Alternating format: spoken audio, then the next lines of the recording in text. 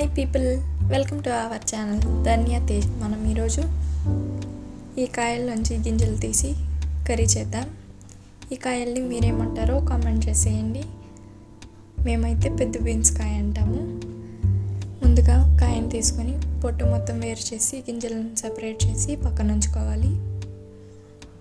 అన్ని కాయలను ఇదే విధంగా తీసుకోవాలి.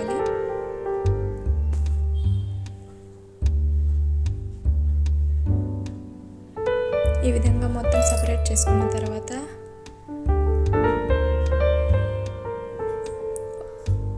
రెండు మీడియం సైజు టమాటాలను సన్న ముక్కలుగా కట్ చేసుకొని పక్కన ఉంచుకోవాలి. ఒక మీడియం సైజు ఉల్లిపాయ, సాంబార్ ఉల్లిపాయలు 6-7, 4-5 పచ్చిమిర్చి, 1 ఇంచు అల్లం, 2 రెబ్బల కరివేపాకు, ఒక మీడియం సైజు వెల్లుల్లిపాయ, కొద్దిగా కొత్తిమీరను సన్నగా తరిగి పక్కన ఉంచుకోవాలి. 1 ఇంచు చెక్క, 2 టేబుల్ స్పూన్స్ సోంపు, 2 టేబుల్ స్పూన్స్ శనగపప్పు, 6-7 లవంగాలను తీసుకొని పక్కన ఉంచుకోవాలి. కడాయి పెట్టి కడాయిలో 3 టేబుల్ స్పూన్స్ ఆయిల్ వేసి వేడెక్కనివ్వాలి. ఆయిల్ వేడెక్కిన తర్వాత శనగపప్పు, సోంపు, చెక్క, లవంగాలు వేసి బాగా వేయించాలి.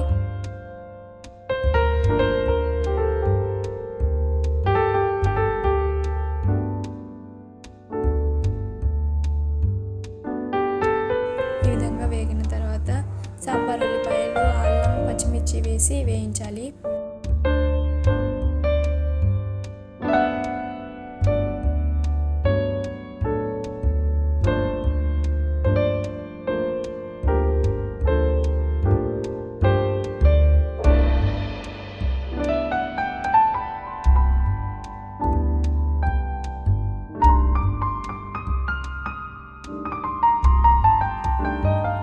పచ్చిమిర్చి అన్నీ బాగా వేగిన తర్వాత కొత్తిమీర వేసి వేయించాలి.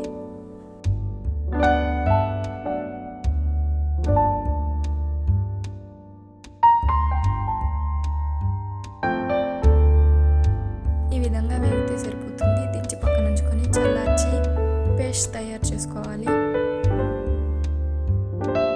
తర్వాత కడాయిలో 3 టేబుల్ స్పూన్స్ ఆయిల్ వేసి వడియం వేసుకోవాలి. నేను వడియం ఉంది కాబట్టి వేస్తున్నాను, లేదంటే మీరు ఆవాలు ఉద్దిపప్పు వేసుకోవచ్చు. సన్నగా కట్ చేసిన ఉల్లిపాయ, కరివేపాకు వేసి వేయించాలి. 1/2 స్పూన్ పసుపు వేసి కలిపి కొంతసేపు వేయించాలి. పసుపు పచ్చివాసన మొత్తం పోయిన తర్వాత సన్నగా కట్ చేసుకున్న టమాటా ముక్కలు వేసి వేయించి టమాటా మెత్తబడేంత వరకు ఉడికించుకోవాలి. టమాటా మెత్తబడిన తర్వాత మనం పక్కన ఉంచుకున్న బీన్స్ గింజలను వేసి వేయించాలి.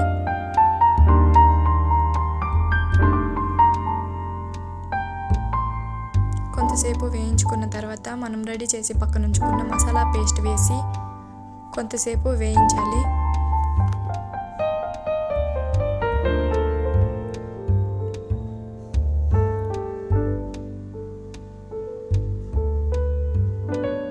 ఈ విధంగా కొంతసేపు వేయించుకున్న తర్వాత తగినన్ని నీళ్లు వేసుకోవాలి.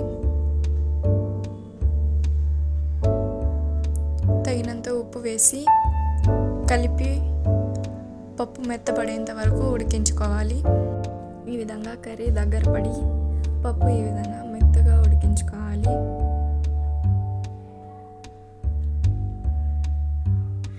అంతే అండి, బీన్స్ గింజల మసాలా కర్రీ రెడీ అయింది. మీరు కూడా ట్రై చేసి మీ ఫీడ్బ్యాక్ని కామెంట్ చేసేయండి. మీకు ఈ వీడియో నచ్చితే లైక్ అండ్ సబ్స్క్రైబ్ చేసేయండి. Thank you for watching friends. Bye bye.